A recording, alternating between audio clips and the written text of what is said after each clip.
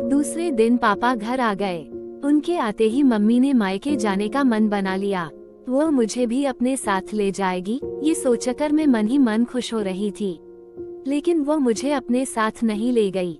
Mummy papa से यह बोलकर अकेली ही चली गई कि मैं मायके जा रही हूँ। माँ की तबीयत खराब है, मैं 2 दिन के बाद खुद ही आ जाऊंगी। पापा ये सुनकर बहुत ही खुश हुए। उनका रिश्ता भी अजीब था। मम्मी घर पर होती तो पापा बाहर होते और पापा घर पर होते तो मम्मी बाहर होती। मुझ पर क्या बीत रही है, इससे उन दोनों को कोई मतलब नहीं था। वैसे मैं भी इसकी आदी हो गई थी। आदी क्या हो गई थी, अपने आप को समझा लिया था। हाँ, इतना तो जरूर था कि मेरी नजरों में पापा की छवि मम्मी की छवि से कुछ अच्छी थी।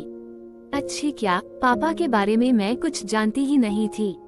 पति पत्नी के बीच की बढ़ती दूरियां बच्चों के लिए कितनी खतरनाक होती हैं, इसका एहसास मुझे अब हो रहा था। मैं एकदम ही अकेली पड़ गई थी। आज मैं दोपहर में ही स्कूल से घर लौट आई। दरवाजा खुला हुआ ही था। हाथ में फाइल लिए मैं बरामदे में आई तो जनानी आवाज सुनकर चौंक गई। अगले पल ही मैं इस सोच में पड़ गई, मम्मी आज मायके सुबह ही चली गई। यह पापा के बेडरूम में कौन औरत है? मैं ये सोचती हुई बेडरूम की ओर बढ़ गई। खिड़की का दरवाजा बंद था। दरवाजे में कुंडी लगी हुई थी। मम्मी पापा का बेडरूम एक ही था। मुझे ज्यादा सोचना नहीं पड़ा कि अंदर का नजारा कैसे देखूं। दरवाजे के उस छोटे से छेद से होकर एक आंख बंद कर दूसरी आंख से मैं अंदर झांकने लगी। पापा एकदम निर्वस्त्र थे और वो महिला जिसे मैं कुछ कुछ पहचानती थी नाइटी गाउन में थी। वह पापा के साथ 1-2 बार घर पर आ चुकी थी। मैंने दिमाग पर जोर दिया तो उसका नाम भी याद हो आया। उसका नाम रवीना था। रवीना यही कोई 22-23 की छरहरी देह वाली खूबसूरत महिला थी। वो मम्मी से अधिक सुंदर भी नहीं थी तो कुरूप भी नहीं थी। मैं हैरान थी, जिस पापा को मम्मी पसंद नहीं करती है, उस पापा को एक उससे कम उम्र वाली युवती पसंद करती है। ये ईश्वर की कैसी लीला है। इतने में ही रवीना ने नाइटी गाउन उतार कर एक तरफ रख दिया। मेरे तो पैरों तले से जमीन ही निकल गई। मैं ये सब देखकर हैरान हो रही थी। कमाल है, बातचीत से इतनी सभ्य और सौम्य दिखने वाली रवीना कितनी चालू है। मेरी माँ भी तो रवीना की तरह ही सौम्य और सीधी सादी लगती है, लेकिन इस मामले में कितनी शातिर है। मैं तो एक शातिर और बदचलन स्त्री पुरुष की संतान हूँ। मेरा भविष्य कैसा होगा? तभी रवीना ने पापा की दाईं जांघ पर कसकर चिकोटी काट दी। लेकिन वह जरा सा भी गुस्सा नहीं हुए, बल्कि उसे और प्यार से अपनी गोद में बिठा लिया। मुझे आज भी याद था, एक बार मैंने पापा को गुदगुदी कर दी थी तो उन्होंने मेरे गाल पर एक थप्पड़ धर दिया था। मुझे बदतमीजी पसंद नहीं। मैं गाल सहलाती ही रह गई थी और आज पापा रवीना की बदतमीजियों पर कोई ध्यान न दे रहे थे। मैं अगले पल ही बुदा पड़ी। क्या व्यक्ति ऐसे नाजुक क्षणों में इतना संवेदन शून्य और सुन्न सा पड़ जाता है कि दांतों और नाखूनों के वार को भी महसूस नहीं कर पाता है। यहीं से मेरे मन के किसी कोने में सेक्स को भोगने की इच्छा ने करवट लेनी शुरू कर दी। मैं सेक्स के इस अलौकिक और आश्चर्यजनक पहलू को पकड़ने की कोशिश करने लगी, पीछे चला गया। इसी बीच पापा ने रवीना को घूरते हुए कहा, तुम सचमुच ही मुझे बहुत ही आनंद देती हो। मेरी पत्नी तो मुझे पसंद ही नहीं करती है। वो कहती है कि तुम 3 दिन तक दाढ़ी ही नहीं बनाते हो। तुझसे बात कौन करेगा? तुम्हारी दाढ़ी कांटों की तरह मेरे गालों पर चुभती है। रवीना, दाढ़ी तो मेरी आज भी बड़ी हुई है। क्या तुम भी मेरी दाढ़ी से परहेज करती हो? पापा के ये कहते ही रवीना हंसने लगी। डार्लिंग, तुम्हारी पत्नी औरत है या कोई मोम की गुड़िया? भला पुरुष की दाढ़ी की चुभन भी कहीं स्त्री को पीड़ा पहुंचाती है? स्त्री को पीड़ा तो तब पहुंचती है जब पुरुष बीच में ही साथ छोड़ जाता है। क्या तुम्हें नहीं पता, सेक्स में नोच खरोच का कितना महत्व है? दाढ़ी नोच खरोच का ही तो काम करती है। ईश्वर ने कुछ सोच समझकर ही पुरुष को दाढ़ी दी है। सच तो यह है कि मैं तुम्हें तुम्हारी दाढ़ी से ही पसंद करती हूँ। ये कहते कहते रवीना ने पापा को बाहों में समेट लिया और अपने चिकने और मुलायम गाल उनके दाढ़ीदार गाल पर रखकर रगड़ने लगी। यह मेरे लिए एक नया ही अनुभव था। मैं आश्चर्यचकित होकर सोच रही थी, यहाँ तो कोई भी किसी से प्यार नहीं करते रहा, यहाँ तो केवल सहवास की ही प्रधानता है। रवीना पापा को इसलिए पसंद करती है क्योंकि उसे पुरुष की दाढ़ी की चुभन अच्छी लगती है, और मम्मी वेदांत अंकल पर इसलिए मुग्ध है क्योंकि वह सहवास कला में निपुण है और साथ ही चिकने गालों वाले हैं। ये दोनों स्त्रियां ही हैं, लेकिन इनकी पसंद अलग अलग है।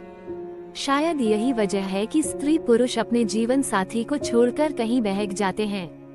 बहक क्या जाते हैं, अपने मनपसंद किसी सुयोग्य साथी की तलाश कर लेते हैं।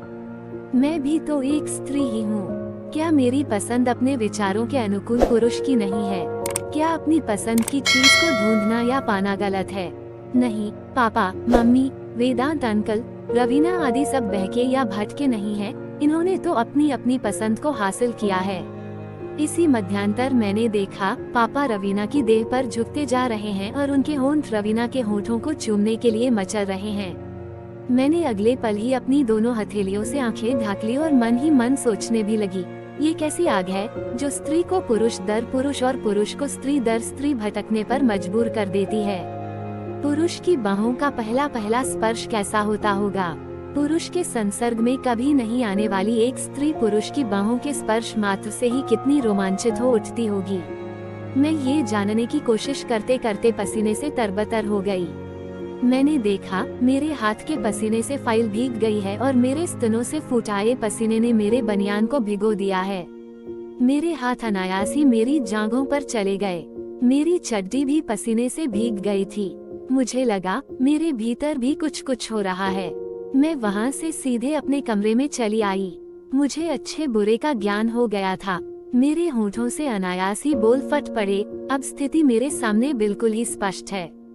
न तो मम्मी दोषी है और न ही पापा दोषी हैं। चरित्रहीन कोई नहीं है। एक दूसरे के प्रति अरुचि, नापसंदगी और परिस्थितिजन्य लाचारी ने ही दूसरे से संबंध बनाने के लिए मजबूर किया है।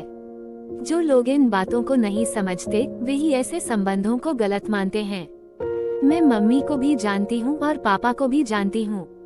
मुझे अच्छी तरह से याद है मम्मी पहले ऐसी नहीं थी। देह बेचना उसका धंधा नहीं है। वेदांत अंकल से वह पैसे नहीं ऐंठती है। उसे तो यौनानंद का सुख चाहिए जो पापा नहीं दे सकते, क्योंकि पापा तो रवीना पर मुग्ध हैं। जब प्रकृति के सारे कार्य समय से होते हैं तो फिर मनुष्य किसी का इंतजार कब तक करेगा? मम्मी जवान है, उसे इंद्रिय सुख चाहिए ही चाहिए। किसी को बदचलन या चरित्रहीन कहना जितना आसान है, उसको समझना उतना ही कठिन है। एक पुरुष की बाहों से दूसरे पुरुष की बाहों में जाने का सफर कितना दुष्कर होता है। भले ही सहवास के सुखों में वृद्धि हो जाती हो, पर क्या शुरू शुरू में दूसरे पुरुष तक पहुंचने में तकलीफ नहीं होती होगी? कितना अपमानित होना पड़ता होगा। मम्मी पापा को नजरअंदाज शुरू से ही करती आ रही है। आखिर कब तक वह अपने प्रति उसकी उदासीनता को ओढ़े रहते? कभी न कभी तो किसी न किसी से तो उन्हें जुड़ना ही था। मैं रवीना की शुक्रगुजार हूँ कि उसने पापा को समझा है, और मैं वेदांत अंकल की भी शुक्रगुजार हूँ जिसने मम्मी की पीड़ा को और बढ़ने नहीं दिया है। अगर पापा के जीवन में रवीना नहीं आई होती और मम्मी के जीवन में वेदांत अंकल नहीं आए होते तो क्या ये दोनों दिमागी रूप से पागल नहीं हो गए होते? इन अवैध संबंधों ने ही तो उन्हें यौन रोगी होने से बचाया है। इतने में ही मेरे विचारों की श्रृंखला टूट गई। पापा दरवाजे में खड़े थे और रवीना उनके पीछे खड़ी थी। मेरे बोलने से पहले ही दोनों मेरे नजदीक आकर बैठ गए।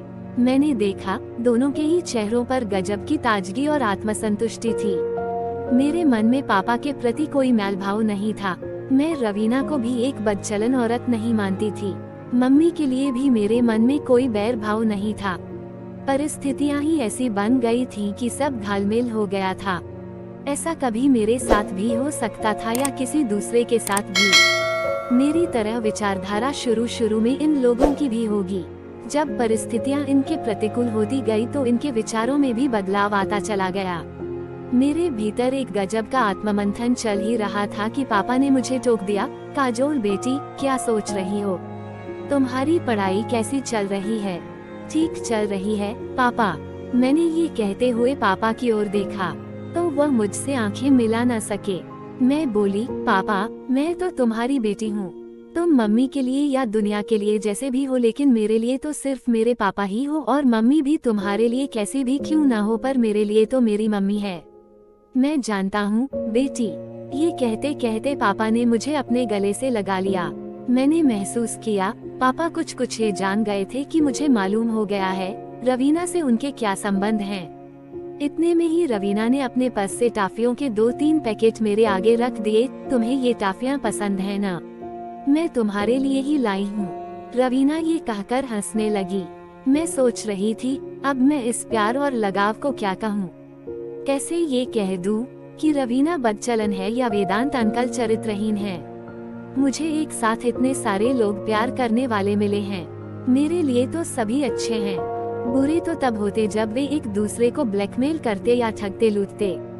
वे तो जिंदगी को जी रहे हैं, वह भी बड़े ही सलीके से। मम्मी पापा के साथ रह भी रही है और अपने तरीके से जी भी रही है। पापा भी मम्मी के साथ रह रहे हैं और अपना जीवन भी जी रहे हैं।